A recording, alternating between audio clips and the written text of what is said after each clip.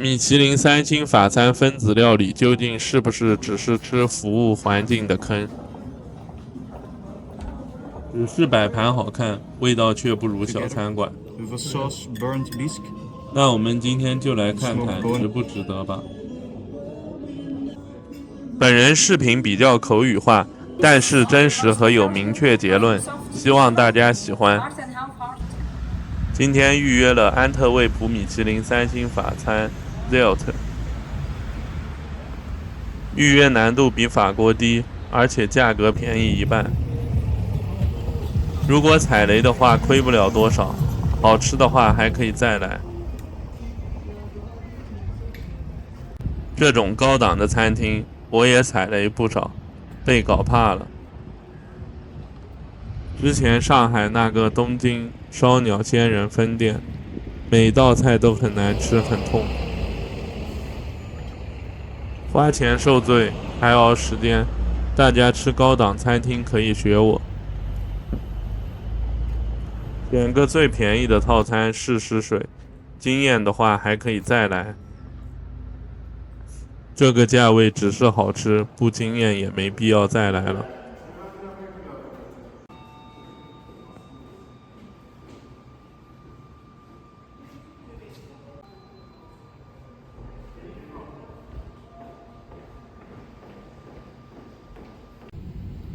楼层挺高，在顶楼，估计风景不错。我来的最早，之后基本坐满了，不太方便拍顾客。开始他会安排你在等待准备入座的地方吃前菜。我一开始还以为我没预约对，服务员让我别着急。可乐加税差不多要10欧元，小贵。一开始肯定是鱼子酱的前菜没跑了。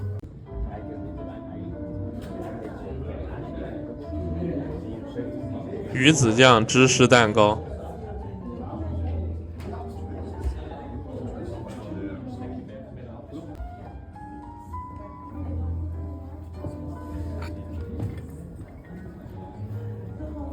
第一口没吃对，不能单吃一小口，太酸了。听厨师介绍没听仔细，搞错了。大家吃这样的菜不要嫌自己嘴巴小，一定要一口干，不然的话味道完全不一样。有点不太好弄起来，我都想用手来抓了，但是抓不起来。终于弄起来了，味道确实惊艳，鱼子酱不咸不腥。最牛的是芝士蛋糕的质地更像丝滑固体的酸奶，颠覆了我对芝士蛋糕那种又甜又腻的刻板认知。调味也夸张，大概有3-4种复合味道，而且不冲突。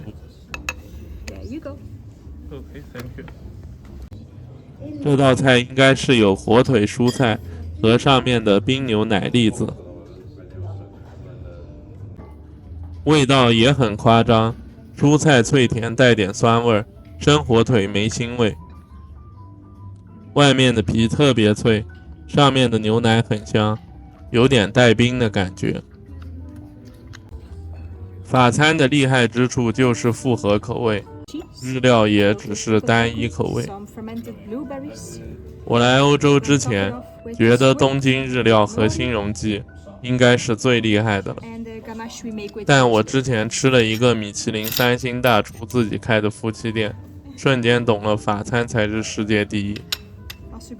法餐能做到日料和新荣记的食材，但是调味的复合层次感更胜一筹。所以以前看的日剧都是日本人梦想去法国开餐厅或者学习法餐。这道菜是一个烤鸭肉或者烤鹅的水果蓝莓塔塔，鸭子做的有点像大董的鸭肉，不腥，很脆。最后一道是蘑菇，下面奶油丝滑，特别好吃。蘑菇一般，香味淡。里面的奶油让我很惊艳，完全跟平时吃的工业货不一样。现在换到正餐的位置了，风景不错。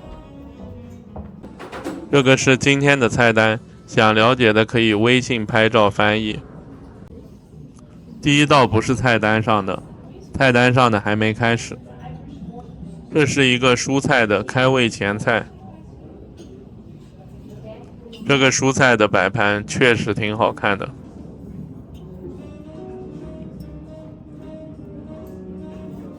单吃上面不行，是一个给你复合层次感的调味。还是要一口吃，不要怀疑自己嘴角，估计他计算过的。有点难拿起来。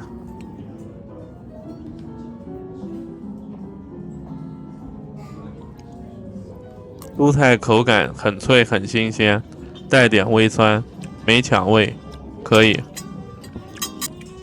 尝下汤汁，感觉用的是新鲜水果的酸味，淡香。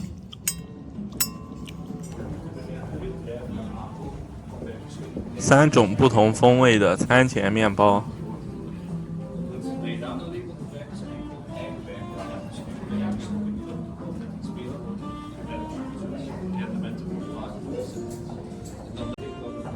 自制手工黄油。第一个面包挺香的，外面这一圈像抹了猪油，很脆，我挺喜欢，不过有个缺点就是有点油腻。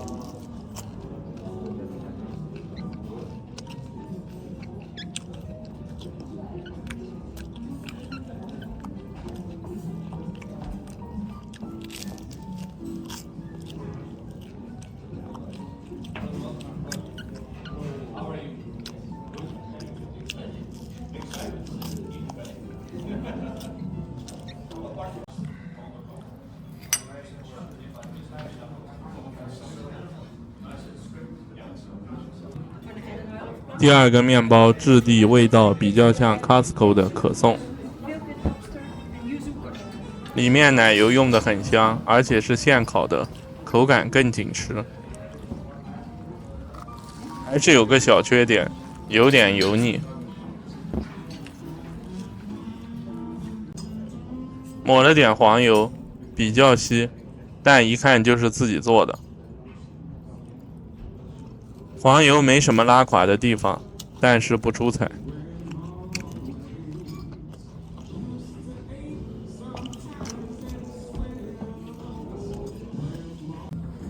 坚果面包拉了，没味道，我还不喜欢坚果。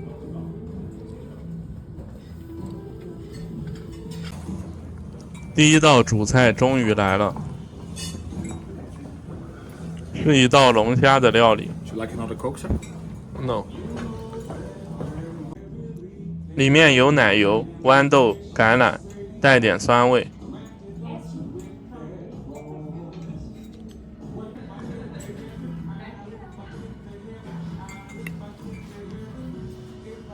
龙虾肉很大块，看着颜色不错，很新鲜。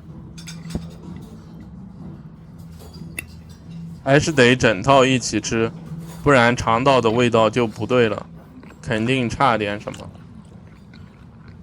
虾肉不腥，软嫩，跟国内海鲜大排档吃到龙虾肉天与地的区别。海鲜大排档的龙虾又死又厚，还带点鳖腥味，只是看着丰盛。新荣记的龙虾肉我吃过，跟这个是2种风味的好吃。但这个不是我欧洲吃过最好吃的龙虾肉。最好吃的那个更细腻柔美，更有锅气，吃着都想哭了。就是我 YouTube 主页图1，上面那个冰冰冷冷的牛奶，跟下面融合度很高，味道不错。总体说，这道菜不惊艳，只能算下限高，没雷点。如果你说要匹配到米其林3星这种服务和环境价格，那我觉得真的很一般。从口味来说不值得，毕竟我不吃服务环境。这个店厉害之处就在于，我这种找毛病厉害的人挑不出毛病。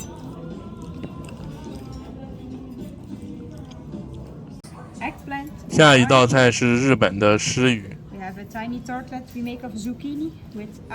这种鱼一般都吃刺身，全熟根本不好吃啊。尝尝看。看介绍里面有茄子、杏仁、南瓜，我还看到有三文鱼子。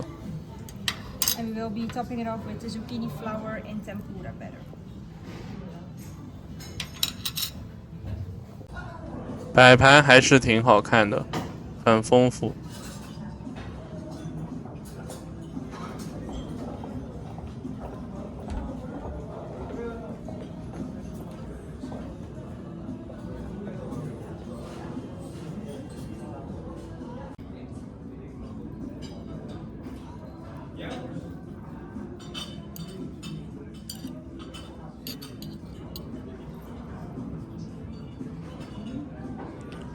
踩雷，鱼肉太老，还微微有一点腥味。我觉得这种问题真不应该出现在这种级别的餐馆里。下面蔬菜的整体调味酱还有点重了。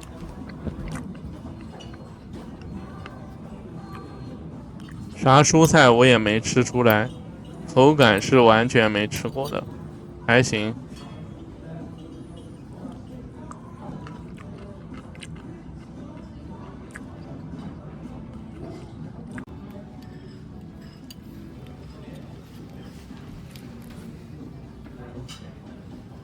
这个炸物完全没存在的意义，还没油条好吃。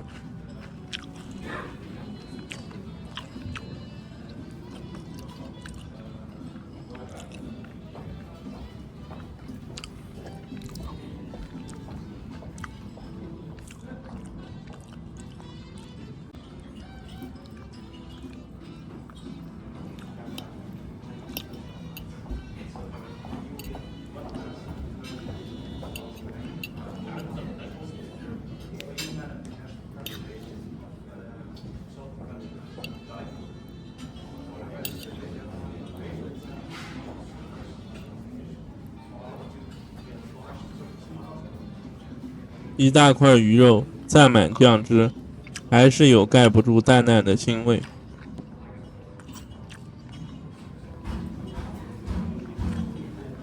我觉得这个老板动脑动得挺深的。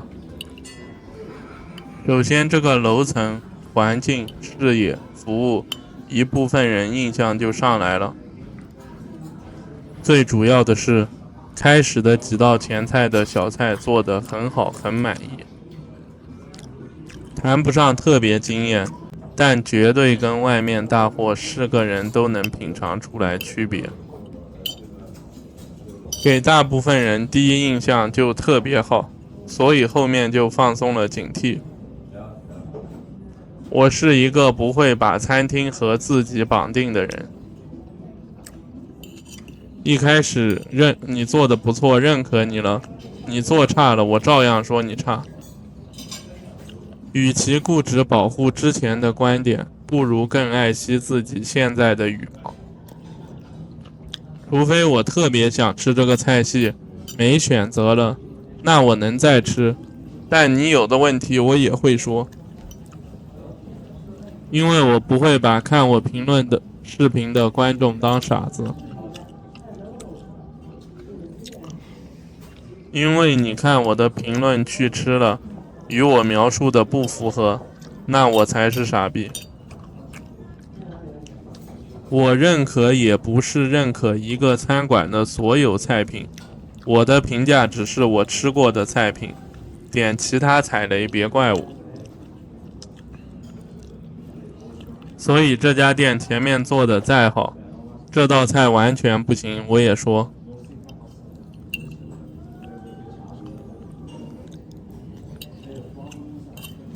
下面的三文鱼子确实啦，有点腥，跟上海回转寿司的差不多。这道菜完全没吃出来有高级食材。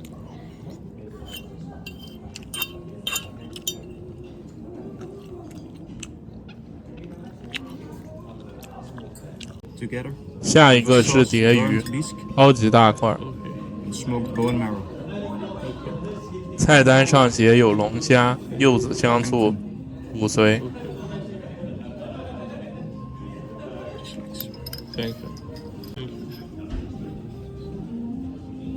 绿色的这个包的应该是龙虾。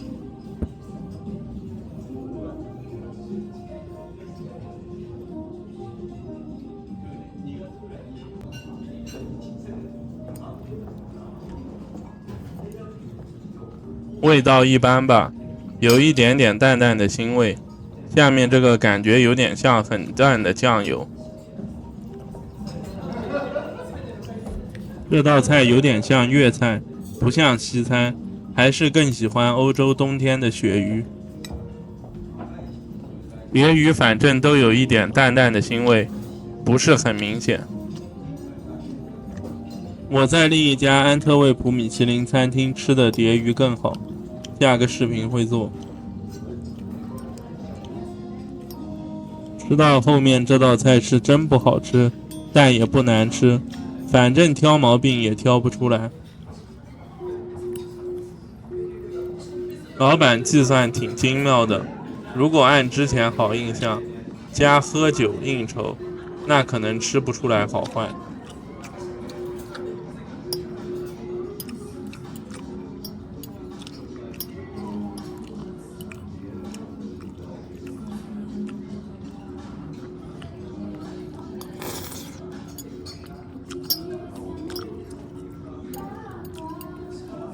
最后这个骨髓完全不知道意义是什么，只有鲜味。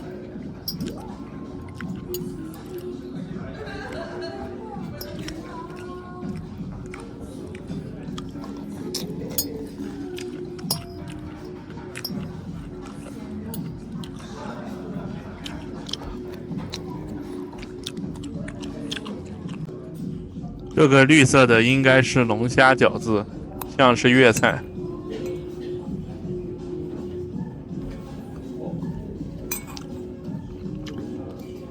还不如新荣记的虾饺好吃，吃不出鲜美，像流程菜。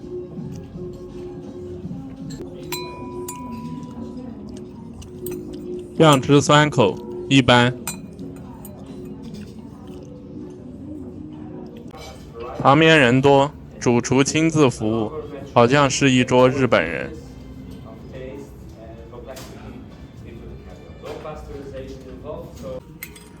最后一道主菜是牛排，菜单上写用的鹿儿岛的和牛。鲍鱼、白菜千层酥、小蘑菇、黑蒜。个人感觉用日本和牛算不算牛排？是不是算作弊？这不是日本烧肉吗？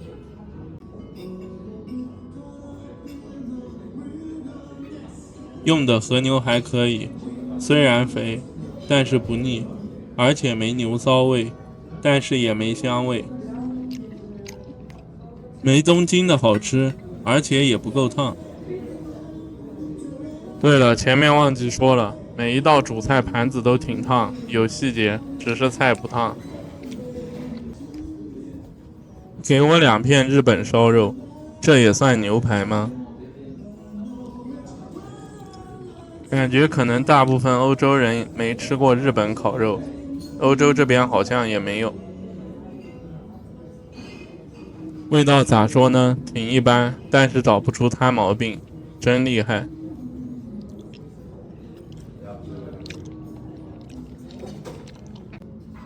还是东京的和牛好吃，还能找到性价比便宜那种，吃到死都不贵。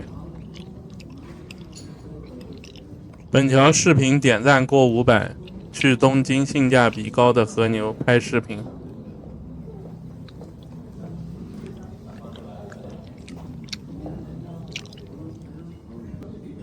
来吃吃看这个鲍鱼，这是鲍鱼吗？咸得很。这个是白菜千层酥吗？味道也一般。突然发现这个店味道风格有点像喜悦8号，现在理解为什么喜悦8号能米其林2星7年了。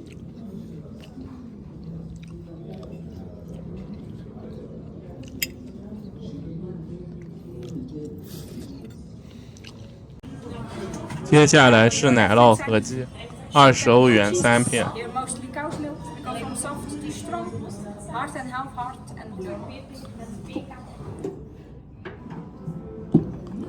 3片我都尝了，不装逼的说，都挺难吃的，要不太臭，要不太硬，还没云南的乳饼好吃。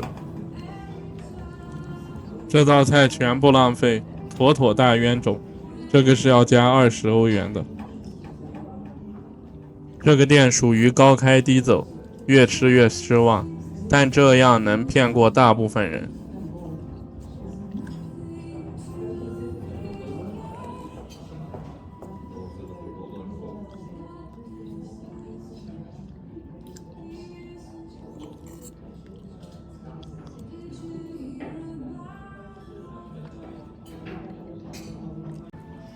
最后来到了甜点，想看的看，不想看的不看，没有一个好吃的。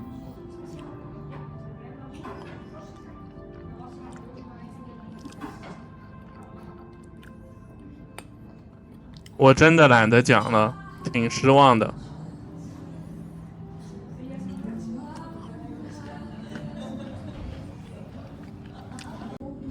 这个酸菜超级难吃，不知道做这个干啥。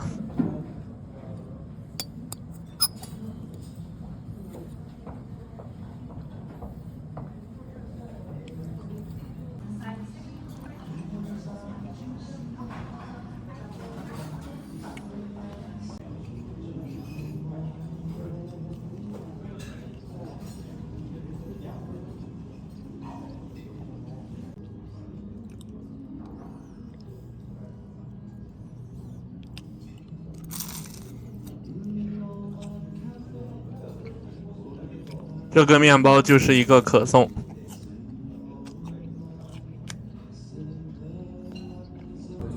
最后来到了咖啡。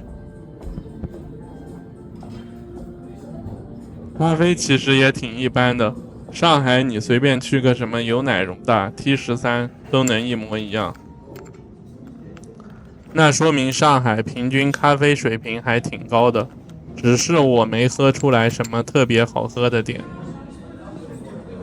但是跟星巴克区别很大，是人都能喝出来，但我不喜欢。配咖啡的甜品没有一个好吃的，基本都太甜。这个店还好没点500欧元的套餐，不然亏大了。一开始选的最低档，没毛病，刚开始吃几道不错还后悔。不过比利时的巧克力还可以的，全球第一当之无愧。只是我在吃米其林3星的店，你给我超市水准的，那肯定还不行啊。评分3颗星，新鲜的食材，专业的技术。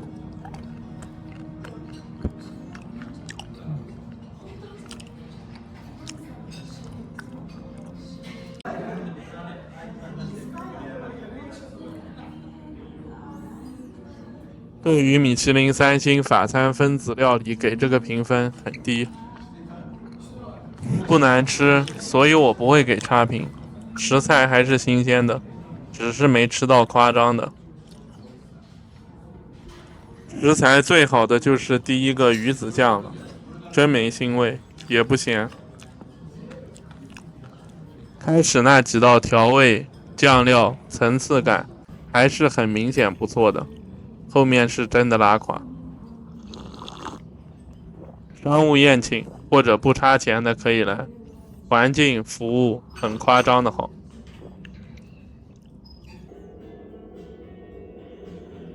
现在有点懂有些店为什么评不上米其林3星，这个是综合性的，不是只看味道。